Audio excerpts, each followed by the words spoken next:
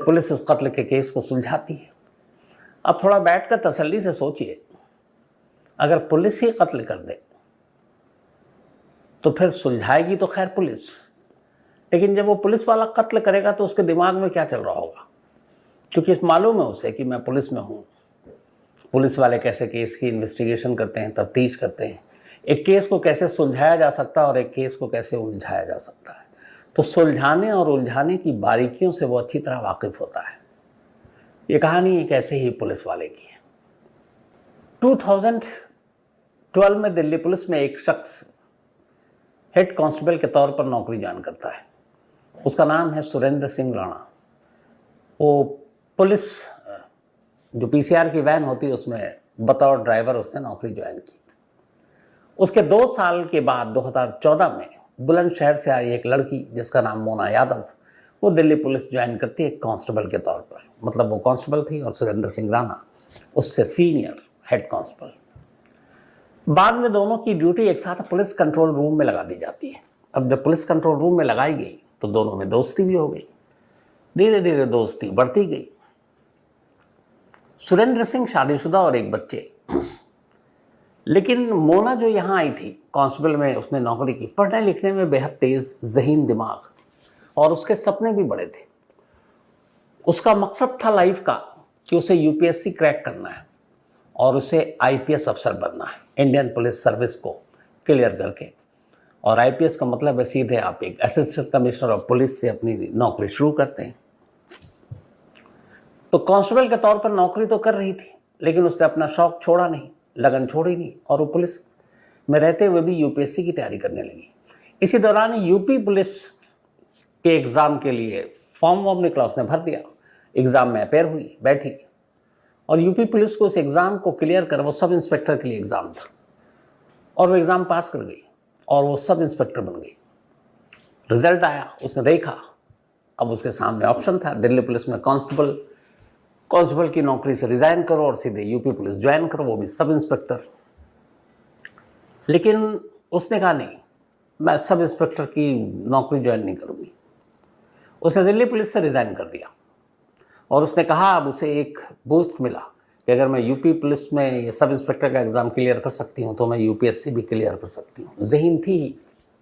अब उसने यूपीएससी की तैयारी करने का फैसला किया पूरे लगन से। उसे लगा कि दिल्ली पुलिस की नौकरी करते हुए उसको पढ़ाई लिखाई में उतना वक्त नहीं मिलता है, पुलिस की नौकरी वैसे ही बहुत लंबी होती है। तो उसने इस्तीफ़ा दिया और अब उसने दिल्ली के मुखर्जी नगर इलाके में, जो हब माना जाता है, जो आईएएस बनना चाहते हैं या आईपीएस, वहाँ कोचिंग सेंटर और ये सारे बच्चे रहते हैं, या दिल्ली यूनिवर्सिटी में जो पढ़ते हैं वो सारे रहते हैं। तो वही मुखर्जी नगर में वो एक पीजी में अब रहने लगी और यूपीएससी की तैयारी करने लगी। इधर कहानी ये थी कि जब उसने दिल्ली पुलिस ज्वाइन किया और एक ही पुलिस कंट्रोल रूम में दोनों की ड्यूटी थी सुरेंद्र के साथ, सुरेंद्र उसे मन मन में चाहने लगा और उससे शादी करना चाहता था। हालांकि वो शादीशुदा था और एक बच्चे थे, लेकिन उसने मोना को ये बात बताई नहीं। उधर मोना की ज़िंदगी में ये था कि ये सब कुछ साइड में, सबसे पहले मुझे अपना सपना पूरा करना है, मुझे आईपीएस अफसर बनना है, मुझे यूपीएससी क्रैक करना है। तो वो उसी धुन में अपने पढ़ाई में लगी रहती। जब दोनों साथ में थे पुलिस कंट्रोल रूम में तो मिलने मिलाने का भी ज़्यादा मौका मिलता था।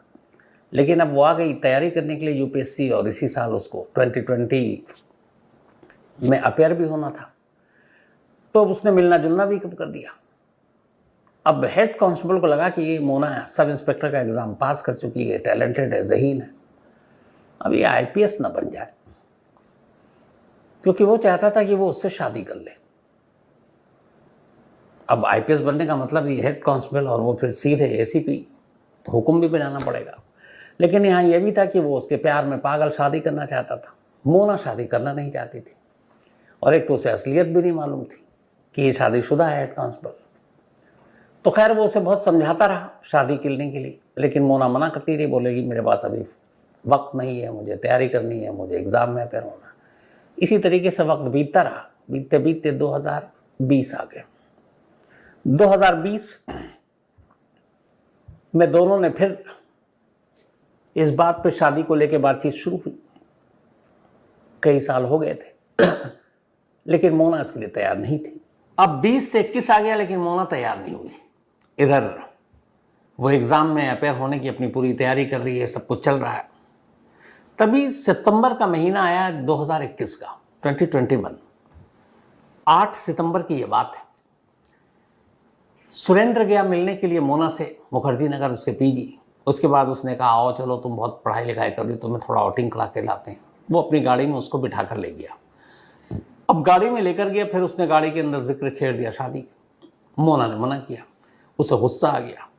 अब वो गाड़ी को ड्राइव करते हुए सीधे बुराड़ी ले गया। दिल्ली में वही बुराड़ी जहाँ कुछ साल पहले एक ही घर में 11 लोगों ने खुदकुशी की थी। उस बुराड़ी में एक इलाका है पुश्ता, सन्नाटा है वहाँ पर, रात का वक्त हो गया था। तो उसी पुश्ता के करीब आसपास में कोई था ही नहीं। उसने गाड़ी रोकी, फिर उसने शादी की बात की। मोना ने मना कर दिया। गुस्से में उसने उसका गला पकड़ा और गला घोंट दिया। कार के अंदर ही मोना का कत्ल हो चुका था और कातिल कोई और नहीं, दिल्ली पुलिस का एक हेड कांस्टेबल था। कत्ल करने के बाद अब उसने मोना के मोबाइल, आईडी कार्ड, ये सारी एटीएम, ये सारी कार्ड वार्ड सारा अपने पास रख लिया। उसके बाद उसने लाश उठाई कार से और वहीं किनारे एक नाला था, थोड़ा सा पानी था, सूखा था, उसमें थोड़ा सा उसने गड्ढा किया। उस गड्ढे में लाश मोना की डाली, उस पर मिट्टी डाली और फिर आसपास उसने ढूंढा, कुछ पत्थर मिले, उसने उस मिट्टी के ऊपर पत्थर रख दिए। ये सब करने के बाद वो घर लौटा। अब घर आने के बाद धीरे धीरे वक्त बीता। मोना चूँकि स्टडी कर रही थी बुलंदशहर के, उसके घर वालों को मालूम था। पढ़ाई लिखाई में कई दिन बात नहीं करती, लेकिन ऐसा भी नहीं है कि महीनों बात ना करे। करीब हफ्ता बीत गया। घर वाले मोना को फ़ोन कर रहे थे, वो उठा नहीं रही थी। घर वालों को फिक्र हुई। अब जब फिक्र हुई तो उन्होंने फिर सुरेंद्र से पूछा, क्योंकि सुरेंद्र जानते थे कि एक तरह से उसका दोस्त, वो उसके घर भी गया था सुरेंद्र कई बार और एक ही विभाग पुलिस में है। तो सुरेंद्र ने कहा कि नहीं, वो यहाँ है नहीं, पर मुझे लगता है कि एक अरविंद नाम के किसी लड़के के साथ उसका अफेयर था, तो उसी के पास इधर उधर गई होगी। करते करते पूरा महीना लगभग बीतने वाला था।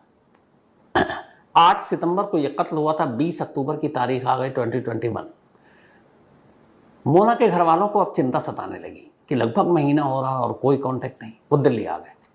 उन्होंने सारा इधर उधर पता किया। सुरेंद्र ने भी कहा कि मेरी मुलाकात नहीं हुई है। उसके बाद आखिरकार 20 अक्टूबर 2021 को मोना के घर वालों ने मुखर्जी नगर पुलिस स्टेशन में एक रिपोर्ट लिखाई, गुमशुदगी की रिपोर्ट। अब पुलिस ने इधर उधर तफ्तीश की। हालांकि अपने ही डिपार्टमेंट कुछ दिन पहले ही इस्तीफा दिया, लेकिन उन्हीं की दिल्ली पुलिस की एक्स कांस्टेबल की गुमशुदगी का मामला था, पर शायद दिल्ली पुलिस ने उस केस को भी वैसे ही हल्के में लिया।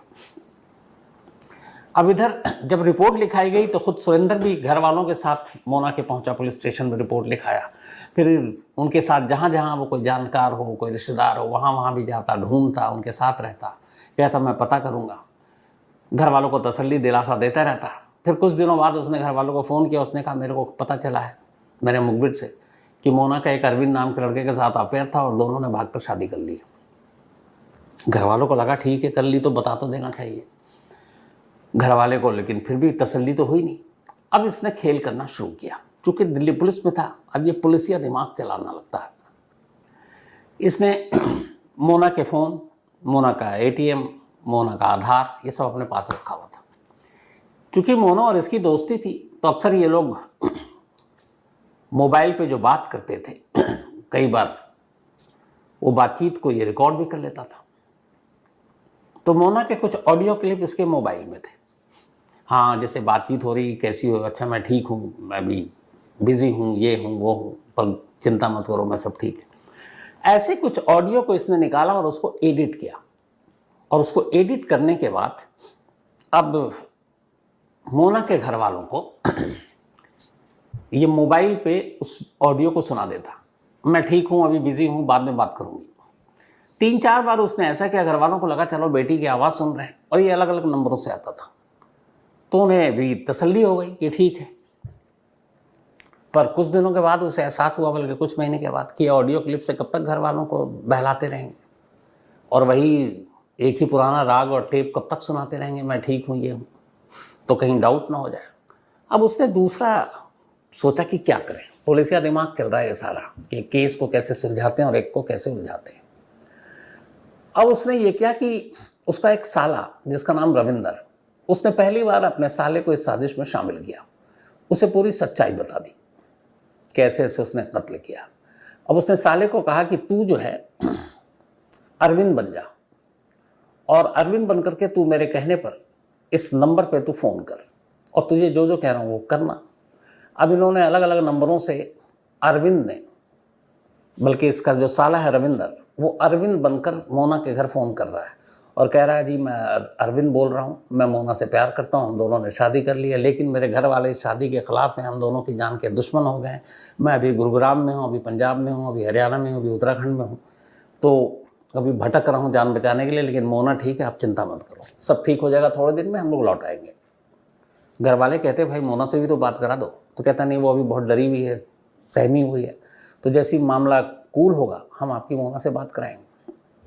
घर वालों को लगा चलो, पहले ऑडियो मैसेज सुना, खुद अरविंद जिसके साथ शादी की बात हो रही है वो भी फ़ोन कर रहा है, तो तसल्ली होती गई।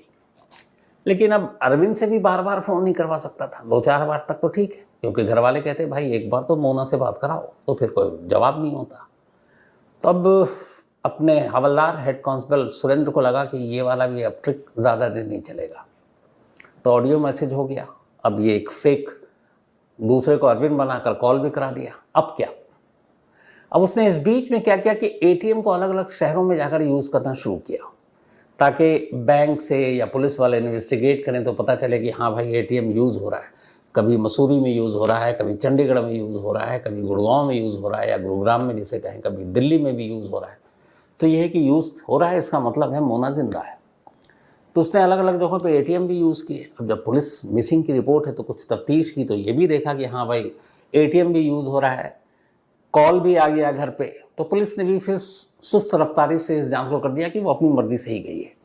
वालों को भी अच्छा ये सारी चीज़ें होती, और वो रिपोर्ट भी घर वालों को खुद दे रहा, क्योंकि पुलिस में है कि हमारे मुखबिर से ये पता चला और हमने इन्वेस्टिगेट किया, उसके बैंक डिटेल भी देखा और उसमें उसका ट्रांजेक्शन है, वो पैसे भी निकाल रहे, अभी मसूरी से निकाला, अभी वहाँ से निकाला।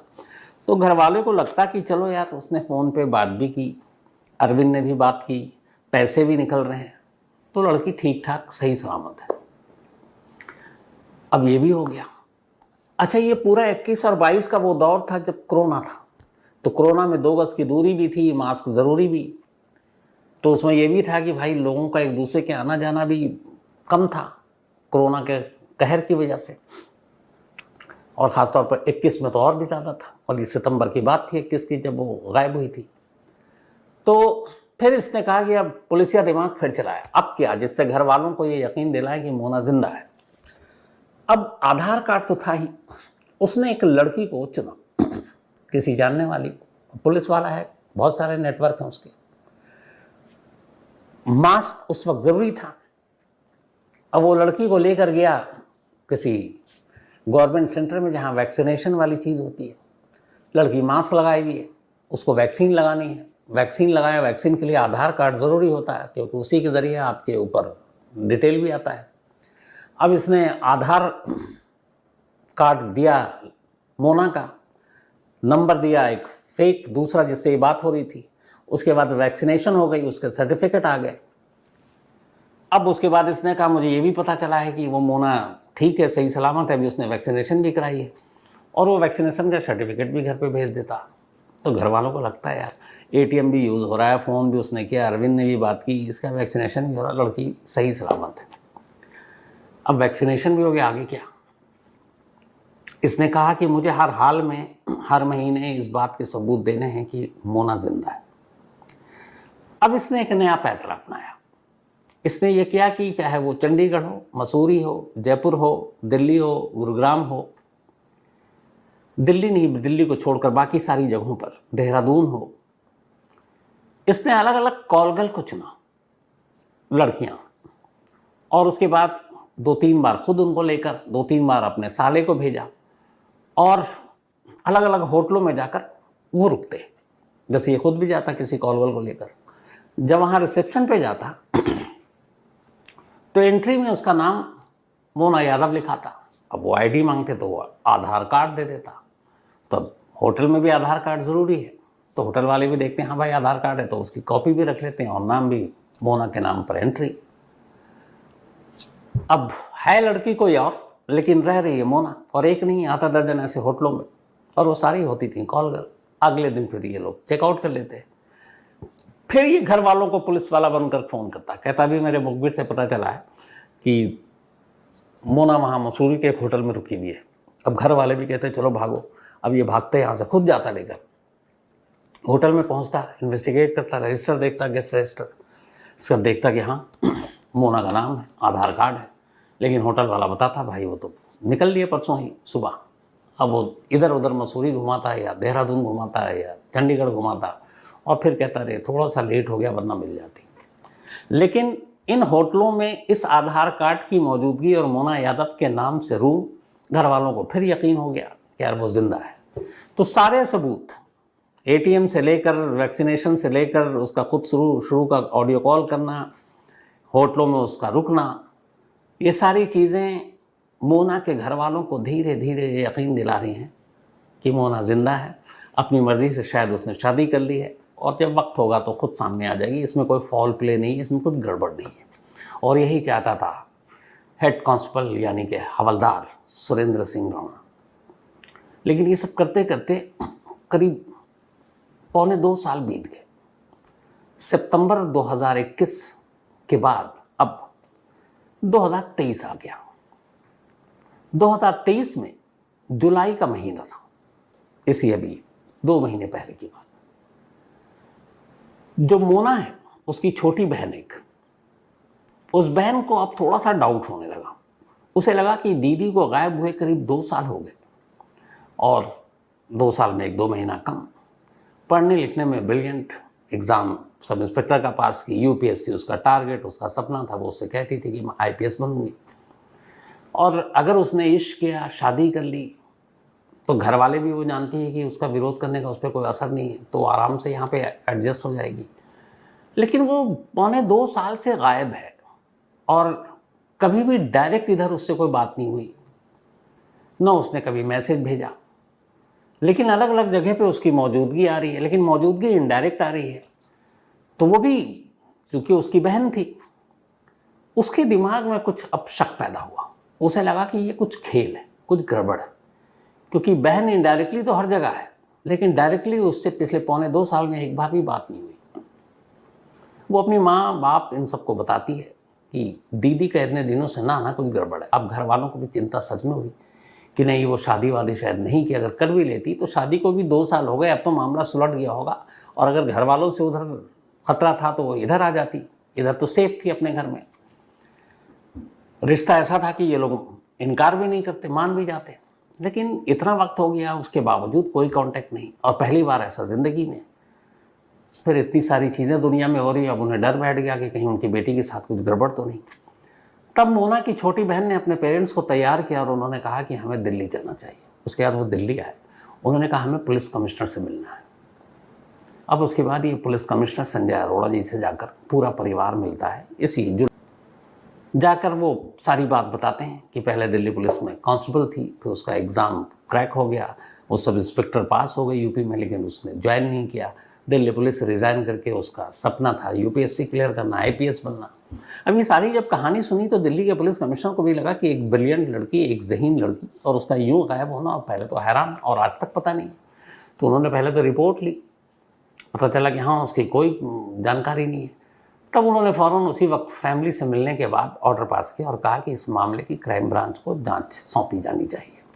अब क्राइम ब्रांच के पास सीधे कमिश्नर से हुक्म कि भाई ढूंढो। अब क्राइम ब्रांच पहली बार तलाशी में जुट गई कि आखिर एक दिल्ली पुलिस की एक्स कांस्टेबल कहाँ गुम हो गई। सबसे पहले उन्होंने घर वालों के बयान दर्ज किए, घर वालों से पूछा पूरे 1.25-2 साल के किस्से। तो घर वालों ने बताया कि जब वो गई उसके बाद उसके कुछ फ़ोन आए थे, वही ऑडियो वाले, और एक लड़के का फ़ोन आता था जिसका नाम अरविंद है, जिसके साथ उसने कहा कि हमने शादी कर ली, और वो अलग अलग नंबरों से फ़ोन करता था, लेकिन अब उसका फ़ोन आना भी बंद हो गया। तब पुलिस ने कहा ठीक है वो नंबर आप बताएं। अच्छा, घर वालों बेटी गायब है, एक फ़ोन कर रहा तो नंबर तो रखेंगे सेव। उन्होंने वो नंबर सेव रखे हुए थे। अब क्राइम ब्रांच ने उन नंबरों को ले लिया। उन नंबरों को जब खंगाला, कम से कम 3 से 4 ऐसे अलग अलग नंबर आए जिससे कॉल करता था अरविंद। तो पता चला कि ये सारे नंबर जो सिम कार्ड था वो फेक आईडी पे लिया गया था, मतलब नाम पता सब फर्जी था। तब पुलिस को लगा कि इस फेक आईडी पे लिया गया है, तो कई लोगों तक पहुंची हुई पुलिस, उन्होंने कहा भैया ये हमारा है लेकिन ये हम यूज़ नहीं करते, ना कभी सिम यूज़ किया। उसके बारे में खंगाला तो पुलिस को लगा उसका बयान सच है। तो मामला आकर रुक गया कि फेक आईडी पर लिया गया है। अब असली कौन कर रहा था अरविंद बनकर के, ये तो पता चले। इसी दौरान में अब ये सारे जो फॉर्म, आप चाहे फेक लें या रियल लें, आपको सिम लेने के लिए फॉर्म वॉर्म भरना पड़ता है एक फॉर्म पे, और फॉर्म के साथ आपको फ़ोटो देनी पड़ती है। हमारे अपने देश में ये पूरा रूल है। एक फॉर्म पे पुलिस को सभी फॉर्म पे अलग अलग तस्वीरें थी। अब तस्वीर और नाम किसी और का, चेहरा किसी और का, तो खैर वो सारी कलेक्ट कर ली पुलिस ने। सब दिन पता चला गया तो फेक आईडी से लिया गया, लेकिन उन फॉर्म को संभाल कर रखा। जब फॉर्म को संभाल कर रखा तो फिर उसमें तस्वीरें थी, सारी तस्वीरें निकल आई थी कि ये सब फेक। फिर भी उन तस्वीरों को एक बार पुलिस ने मोना के घर वालों को दिखाई कि ये फॉर्म है, ये नंबर, आप ये नाम जानते हैं। उन्होंने कहा हम किसी को नहीं जानते। लेकिन अचानक एक तस्वीर देखकर उनकी फैमिली थोड़ी सी चौंकी। उसने कहा इस तस्वीर में जो शख्स है इसको हम लोग जानते हैं। तो उसने पूछा ये कौन है? तो बोला कि मोना के एक दोस्त और सीनियर थे दिल्ली पुलिस में, सुरेंद्र सिंह राणा, उनके साले के साथ ये कई बार मिला है। अच्छा, सुरेंद्र सिंह भी घर जाता था, कई बार साले को भी ले गया था, तो ये भी जाते थे क्योंकि एक ही डिपार्टमेंट पुलिस में थे। तो उसने कहा कि ये साले के साथ उनके आया हमारे घर पे। अब पुलिस चौंकी कि सुरेंद्र सिंह के साले के साथ ये आया, तो इसका क्या कनेक्शन? राजपाल नाम था उस फॉर्म पे। अब जब उन्होंने कहा कि ये बताया कि इसका नाम राजपाल है,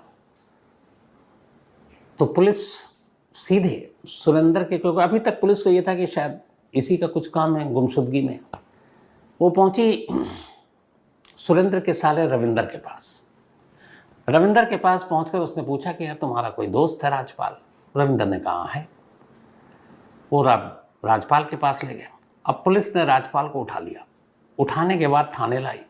अब पूछा कि ये एक नंबर है, इसके ऊपर तेरा फ़ोटो कैसे?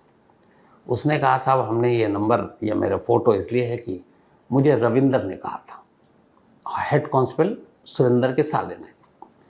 अब जब ये खुलासा हुआ तो पुलिस ने रविंदर को भी उठा लिया, हवलदार के साले को। अब उन दोनों से गहराई से पूछताछ हुई। कमिश्नर साहब का ऊपर से हुक्म है, सुलझाना है, तो कोताही तो कोई बरतेंगे नहीं। तो अच्छी पूछताछ हुई, अच्छी ठुकाई भी हुई, दोनों खुल गए। उन्होंने कहा हम लोगों ने कुछ नहीं किया, हमारी कोई गलती नहीं है। हाँ, हमने फेक कॉल किया, हमने फेक ये किया, लेकिन साहब हमने मोना को नहीं मारा। अब जैसे ही बोला मारा तो पुलिस के कान खड़े हुए, मतलब मोना जिंदा ही नहीं है, तो ये 2 साल से कौन है जिसको जिंदा रखने के हर सबूत मुहैया कराए गए? तो उसने कहा कि मोना को सुरेंद्र ने मारा। अब पुलिस को जैसे ही पता चला तो यही था कि ढूंढ रहे, इधर उधर मालूम चला कि अपने डिपार्टमेंट में। अब उन 2 गवाहों की गवाही के आधार पर पुलिस ने अपने ही महकमे के हवलदार यानी कि हेड कांस्टेबल सुरेंद्र सिंह राणा को उठा लिया और अब उससे तसल्ली से पूछताछ हुई। उसे पता चल गया कि उसका साला और साले का दोस्त दोनों अपनी जुबान खोल चुके हैं, उसके पास अब कोई रास्ता नहीं है। इसके बाद उसने पुलिस को कहा चलिए मेरे साथ। पुलिस की गाड़ी में बैठा और इसके बाद 30 सितंबर को, ठीक सितंबर 2021, 20 सितंबर को गायब हुई थी और वही सितंबर का महीना 2 साल बाद घूम कर आया। सुरेंद्र उन पुलिस वालों को अपने साथ बुराड़ी के उस पुश्ता इलाके के उसी नाले के करीब ले जाता है। कुछ सफाई कर्मचारी भी साथ थे। वहाँ नाले के पास इस बार पानी था, पहले सूखा था। अब उन पानी के अंदर से वो इशारा करता और उसी जगह से कुछ पत्थर वत्थर थे, उसको हटाने का काम शुरू होता है। थोड़ी देर के बाद सफाई कर्मचारी अंदर से उस नाले के एक कंकाल लेकर बाहर निकलते हैं। अब ये कंकाल इस बात की गवाही दे रहा था कि किसी इंसान का है, और जगह जिस शख्स ने बताया यानी कि हवलदार ने, तो उससे भी ये सबूत मिल रहा था कि कंकाल किसी और का नहीं बल्कि मोना यादव का है। लेकिन सबूत तो पुख्ता चाहिए।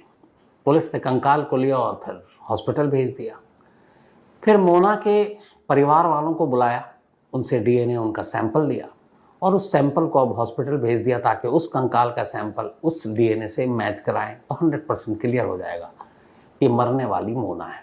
लेकिन क्लियर अभी इसलिए भी हो गया है क्योंकि जिस जगह कातिल ने इशारा किया कि उसने कहाँ लाश छुपाई, उसी जगह से वो कंकाल बरामद हुआ। तो तसल्ली से पूछताछ हुई। सुरेंद्र ने कत्ल की वजह वही बताई कि उसने कभी उससे नहीं बताया कि वो शादीशुदा है, एक बच्चा है उसका, लेकिन वो उससे शादी करना चाहता था।